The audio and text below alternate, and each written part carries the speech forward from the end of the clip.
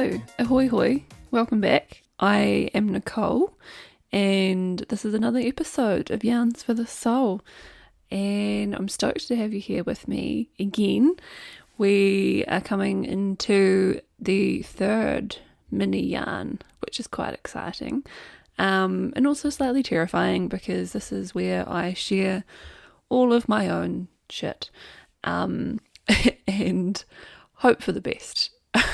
But I guess slightly more seriously, part of the why behind this podcast is really taking topics that have often been considered maybe taboo or people struggle to share. Maybe there's some feelings of being embarrassed or shame attached to those topics, and I really just want to open up on these because I guess from my own experience, sharing has helped me connect more deeply with others. You realize people around you are actually going through really similar experiences, or they may not have had any idea what you were actually going through. And so by being open with people around you, that means they can actually help and they can support you even better. And I love the idea of learning from each other through storytelling, and we all have unique perspectives and unique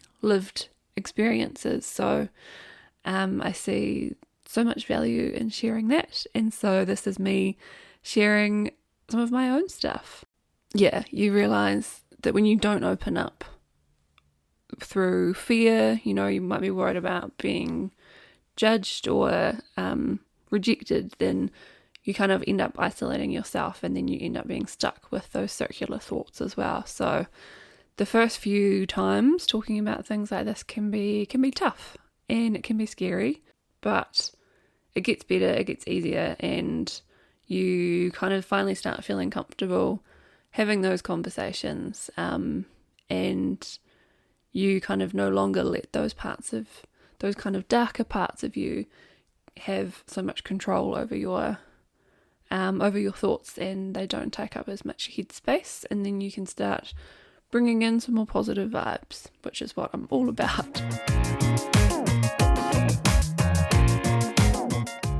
Today, I wanted to briefly-ish share my antidepressant story, and I could probably talk about this for hours, but I am going to attempt to keep this short for you. So I guess for me, it sort of starts, I don't actually know where it starts. My history with kind of poor mental health probably goes back quite a long way, and I don't really know where it stems from as such. That's sort of something that still for me to discover. But I never, had the tools or language to understand what was going on in my own brain when I was younger. And obviously you're still growing up, you're still learning about the world. So this is yet another thing that you're trying to deal with. I had some really tough times at high school. Excellent combination of social anxiety and bullying. And yeah, now looking back, I can see just how dark some of those moments actually were, and bring in some, some self-love, and realize that I pulled myself through. I also remember the first year of university, I guess first year away from home, it's a new environment. I was living at a hall. And yeah, I think the way I sort of remember it was like all of the stories that my brain was telling me about myself and about people close to me were all really negative and quite self-destructive. So even if the reality was that, people around me just wanted the best for me, that's not what my brain was saying. So a very kind friend opened up to me about her experiences and sort of mental health struggles in the past, and she actually booked an appointment with a counsellor and came with me. So it was probably my first encounter as such with mental health services. It was interesting. I don't know if I can say I benefited from that counselling session, and unfortunately, I think it's one of those things that's a little bit trial and error if you're trying to find a counsellor or a therapist of any kind that you vibe with. It may not be the first person that you see as well. But I guess that was sort of just step one, was, taking that initial step to talk to someone, and very, very lucky that I had someone there who was looking out for me and wanted to help.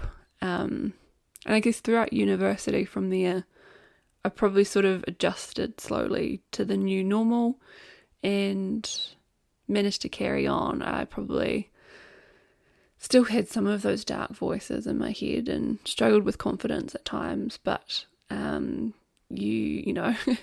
guess it's just the testament to how much we adjust to new situations and kind of just keep putting one foot in front of the other.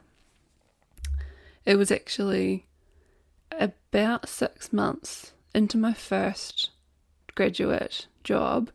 So I was a graduate lawyer. I wasn't a full lawyer yet. I hadn't been admitted to the bar. I hadn't got to wear the wig and gown and everything yet. But yeah, about 6 months of working that I went to see a GP, and I remember I was also really lucky to have had a colleague there who I worked with who was super open with me about her own mental health struggles too, and the tools that she used and the support systems that she had. And it was just small steps like that, and having people that were open with me about their own experiences, that made such a big difference. And I am really grateful that I've had people like her along the way, who have also helped to demystify the whole thing, because again, it can feel really isolating. There's all this stuff happening in your head, and particularly being, into a new job, into a new career, everything was a bit overwhelming, and knowing that I wasn't alone was such a huge help. I had definitely noticed that my mental health was impacting others close to me as well. That was probably one of the biggest signs for me that I needed to do something. And it's easier said than done, but I have learned that it's often difficult for us to seek help for ourselves when we're in those spaces. And I think particularly when you're in a space like that, you do struggle to see your own self-worth. You think that you don't have enough value to actually look after yourself. But it's easier to see that you need help, I think, when you can tell that it's having an effect on your relationships. That's, for me, I've noticed that's kind of the wake-up call. And if you don't want to seek help, or you don't feel like you can seek help for yourself, then sometimes it's easier to realise I need to help myself because it's affecting other people around me. So I spoke with a GP. I was also booked in to see a counsellor as well. And again, I don't recall my experience with the counsellor as being spectacular. Sort of a strange vibe, but I mean, I possibly wasn't also in the right headspace to receive that sort of help at that point in time either.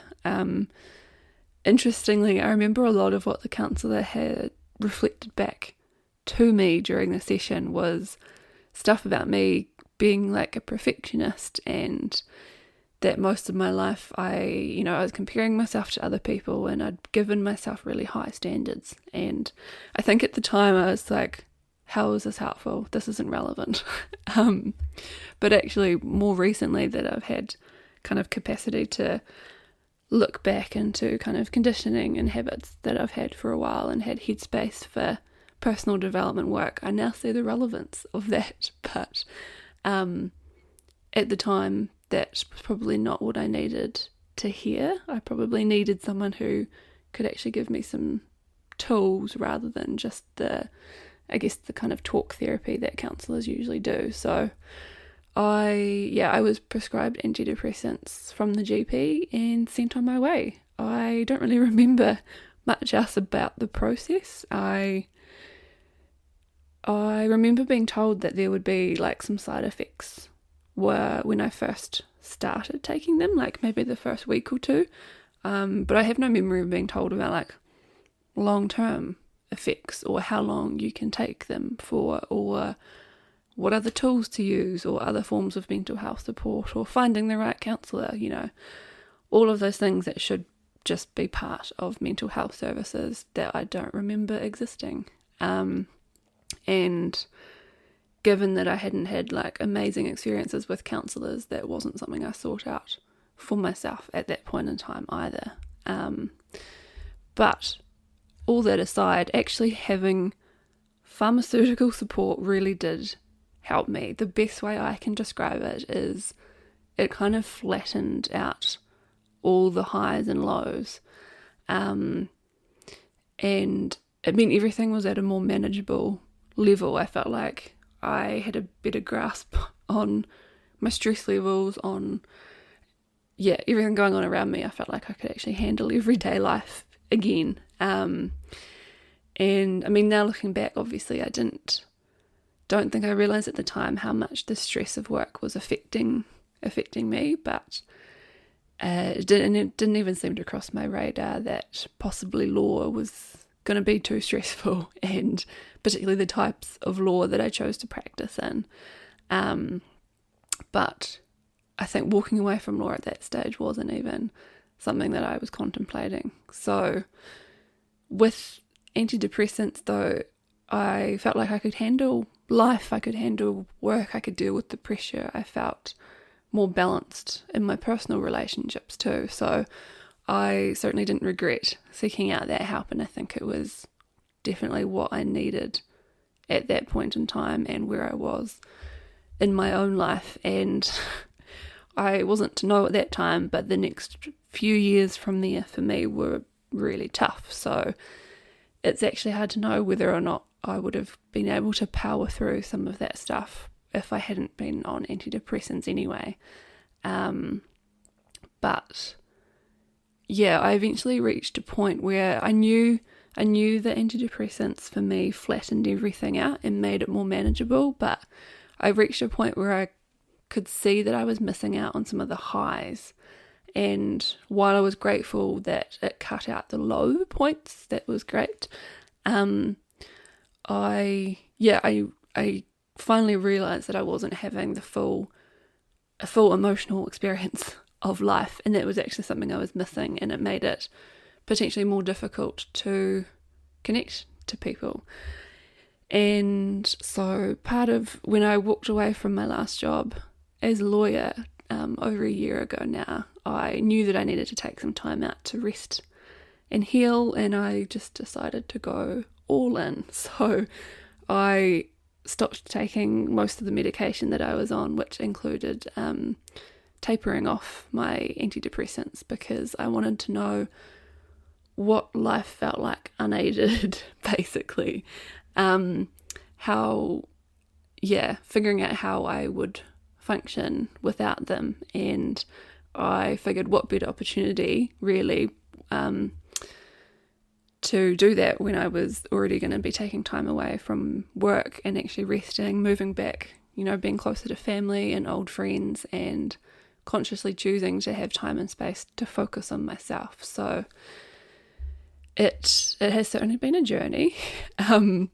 One of the things I learned very quickly was to be kinder to myself, and actually bringing in some perspective that for 5-ish years that I was taking antidepressants, I hadn't been experiencing the full range of emotions, both the highs and the lows. And then all of a sudden I was feeling stuff, and initially that was overwhelming, and I think it was very easy to beat myself up about not being able to handle it. And that's when some kindness and perspective really helped, and reminding myself that I hadn't felt these things for over 5 years, so of course it's going to be a lot. And I always gave myself the option of going back to medication if that's what I needed. I was always okay with that. And in some of the lower moments, I thought, yep, I have to go back. I can't handle it. But I wrote it out slowly but surely, welcomed all the feelings back into my life. And I remember I saw a psychologist in Wellington for a few sessions, and she described the emotions, all of the emotions, as waves. And that concept has stuck with me and resonated, and I find it helpful. And thinking that, everything will wash over you, which can feel really overwhelming.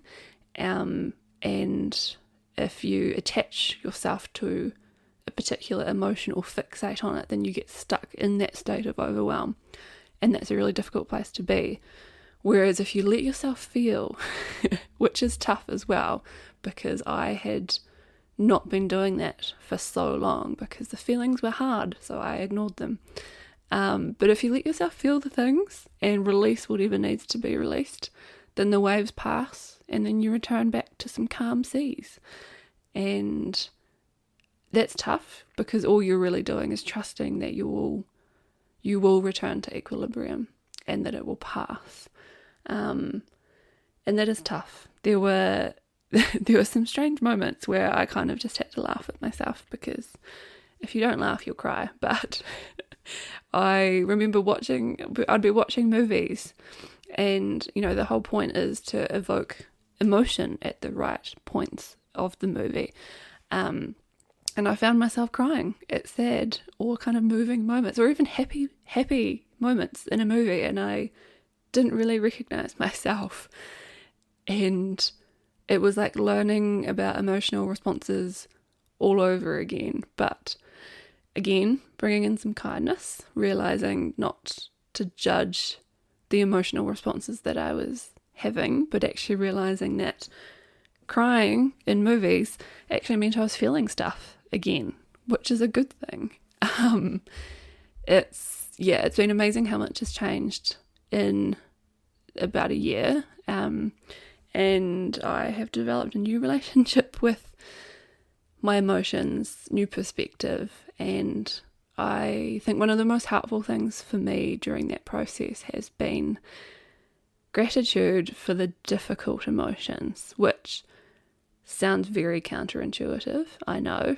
But the thing is, being grateful for the emotions that feel hard, because it means I am feeling the full range of emotions, and that's not something I've always had access to. And it's also a really good indicator that you're alive and functioning. It means you're not numb. And also means that while you are fully able to experience all the lows, it tells you that you're able to experience all of the highs as well.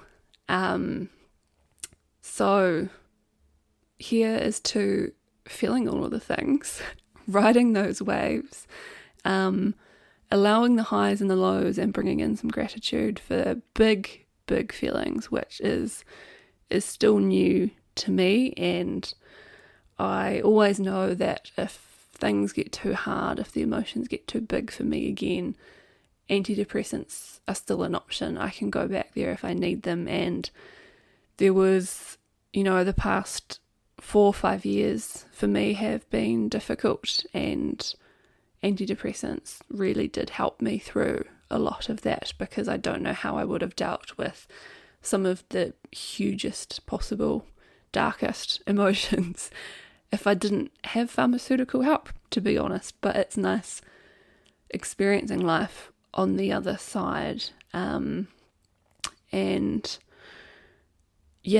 feeling more human again, and being grateful for all of the emotions.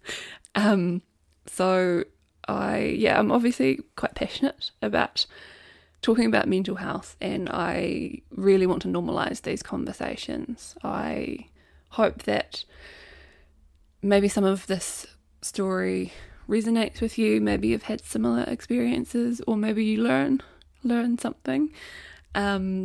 Again, I am always here for a yarn. If you have any questions, you are welcome to get in touch with me. I know this is a fairly brief overview of some of my story and my experiences, and I'm always happy to jump in even deeper into this stuff. So don't hesitate to reach out if you want to, and if you're in a place where you're comfortable sharing your own story with your mental health journey as well, I would be absolutely humbled to have you on the show if that's what you're interested in, and help continue normalizing these conversations, because then the world doesn't quite seem so scary. All of the emotions, big, small, riding all those waves.